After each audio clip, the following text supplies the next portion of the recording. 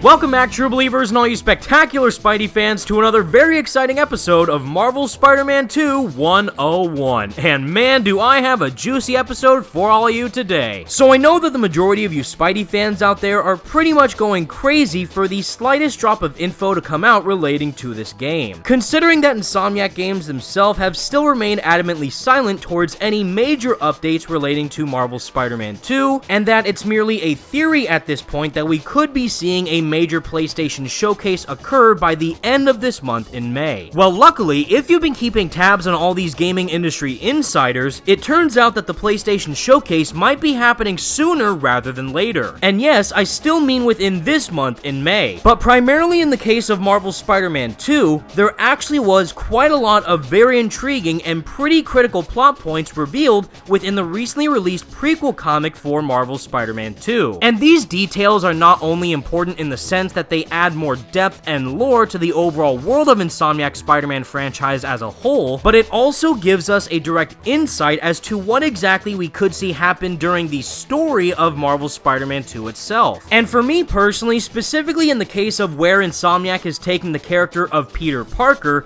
I for one couldn't be even more hyped than I already am. So to begin with the comic book itself, these three core plot points not only are the most important story beats that happen within the comic, but at this point, they're probably the most important narrative elements that do surround these three main characters of Peter Parker, Miles Morales, and the one and only J. Jonah Jameson. Where to begin with our main man Peter Parker, it was previously teased in the Miles Morales game during a phone call that Miles had with Peter, where it seemed like he was going to shift more towards the profession of becoming a teacher, mainly given the fact that Peter lost his job after the whole Doc Ock debacle. I need to find a job. Freelancing with the Bugle was great, but I'd like something steady.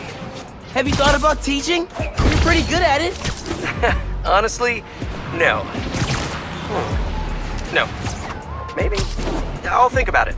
Call you soon. Well, thanks to this Marvel's Spider-Man 2 prequel comic, it's now officially confirmed that Peter is currently in the process of obtaining his teacher certification. And in my humble opinion, the comic book arc that we have seen from Peter in past Spider-Man comics where he does have a main profession as a teacher is without a doubt one of the most fitting life professions for Peter Parker to take. And knowing that Insomniac's portrayal of Peter Parker is a much wiser and experienced interpretation of the hero, allowing him to further thrive in a profession that he loves, like being a teacher, is easily going to make this an extremely compelling dynamic when we're both playing as Peter Parker in and out of the Spider-Man suit. And the same thing applies for Miles Morales, where it was revealed that even though he is currently attending Brooklyn Vision's Academy, he is still planning his future in going to college. Well, as it was revealed in the prequel comic, is that Miles is officially planning to enroll in Empire State University's music technology program, considering that Insomniac's version of Miles is a diehard science nerd as well as a music enthusiast. So not only is this great in terms of further developing Miles' character, but it also sets up a very interesting dynamic between both Peter and Miles, where they could be frequently keeping tabs on each other and the people around them both in and out of their Spider-Man suits by fully attending Empire State University, where Peter could return to ESU since that's the college he previously attended by working there as a teacher or a teacher's assistant, while Miles could be there as a student. And if anything, I genuinely believe that this teases the possibility of us seeing more interactions between Peter and Miles out of their Spider-Man costumes as a way to add even more depth to their narrative arcs and personalities in general. And last but not least from the comic is actually the most shocking detail yet, where the Pickle Puss himself of J. Jonah Jameson is officially deciding to sell his Just the Fact channel podcast in order to directly buy back the Daily Bugle. Now what makes this plot point even more interesting is that MJ is currently working at the Daily Bugle as a reporter, but for the most part, MJ primarily answered to Robbie Robertson, who was left in charge of the Bugle after Jameson left. So bringing Jameson back into the swing of things within the livelihood of Mary Jane and even possibly Peter Parker and Miles Morales by working at the Bugle is undoubtedly going to make him a much more prominent character within Marvel's Spider-Man 2 overall. So yeah, if you haven't yet read this prequel comic for Marvel's Spider-Man 2, I highly suggest that you do, because alongside outside of it being a simply sensational comic read, it also does a great job of further fleshing out the Insomniac Spider-Man universe in so many great ways. But moving on to the latest news revolving around Marvel's Spider-Man 2, or more accurately PlayStation, is a full-on update from the one and only Jeff Grubb himself as to when exactly we could see a brand new PlayStation showcase, where he straight up posted on Twitter a variety of dates surrounding a multitude of upcoming gaming events, but the main one to kick off the entire list is the PlayStation showcase itself, stating on Twitter that Jeff Grubb's Summer Game Mess has an update. That timing on the PlayStation showcase is right as of now, where he did previously say, which I have brought up in other videos in the past,